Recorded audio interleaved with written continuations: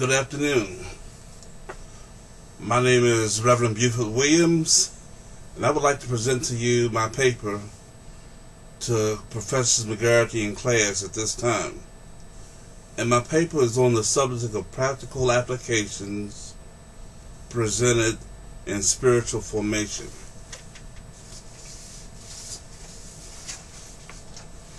There are 6 areas of understanding that is presented in this paper that has been learned over the last 8 weeks.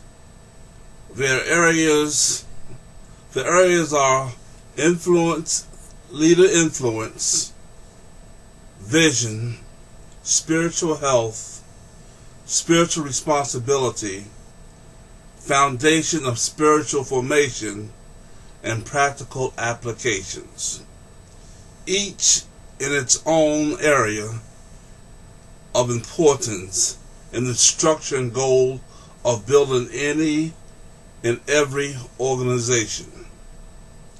Having learnt whether or not there has been little of some received, if not any at all, but there has been some form of inspiration from each class member. Leader influence. As the Holy Spirit penetrates and saturates, it takes over this sinful and carnal body of ours, the human shell in which we're being housed, where nothing but failure happens without it. It is the power of the Holy Spirit that outdistance our carnal personalities, allowing our nature and gifts to be exposed. The power of the Spirit has a way of flowing to others as the leaders working with their spiritual insights to be true leaders, to influence us and others spiritually. The superior power of the Spirit generates itself in a spiritual leadership that gives them the recognition of being known, entitled the Holy Spirit, or spiritual leadership. Vision. When it comes to having a vision, the individual must not lack the will in carrying the vision out, seeing that the vision is done and accomplished and completed. In other words, the vision must have a goal. As Dallas Willard said, being the highest form of dust, he was also one proven in the vision of Paul to capture the transmission from one's the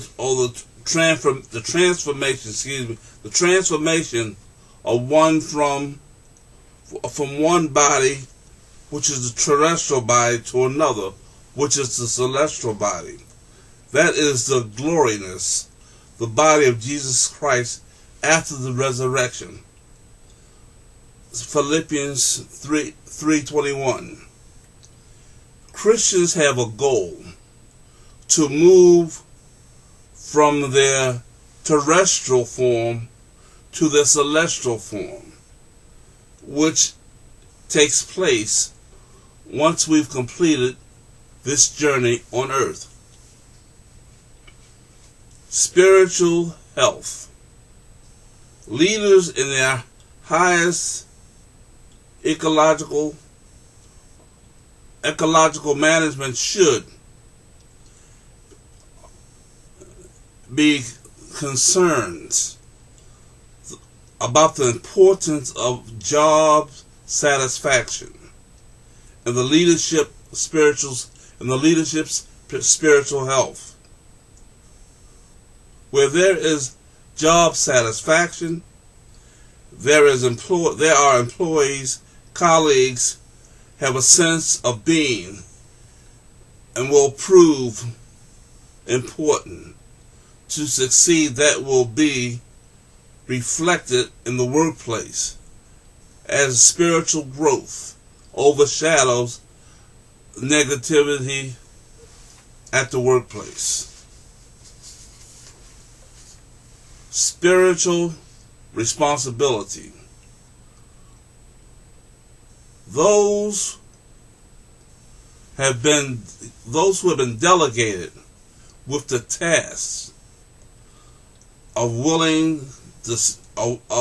having spiritual responsibility should understand the importance and the accountability that has been entrusted them. Human beings do not like the anxiety concerns that comes with spiritual responsibility.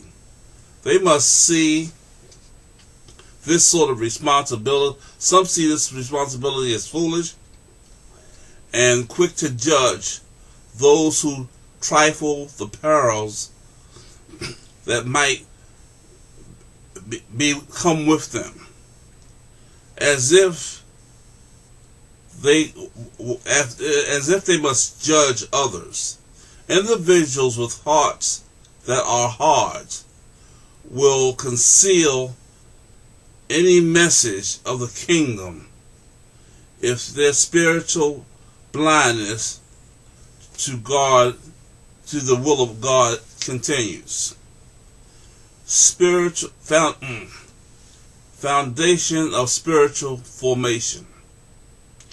Having spiritual formation built on the historical foundation, we ensure the future of any organization whose concerns is for each individual and the body's association. A man who builds his house on the ground without a foundation, Luke 6:49, Amplified Bible. If we know that building our house on the ground will not ensure its success, vision, goal, then there is need for a spiritual foundation. Has the spiritual foundation needed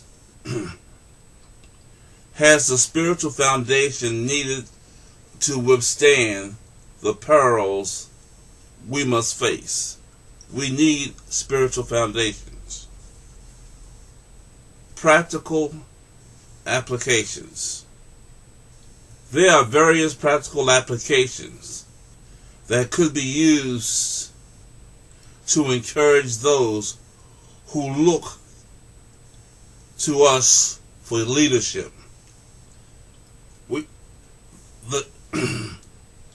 They should be a list containing specific actions ready to use for those who are focusing on the uniqueness of each, and will enable us to evaluate the actions needed at any given time when needed. Understanding that there is a specific time frame, the reaction of others when pursuing issues that others may have and agree or not agree to. By the grace of God,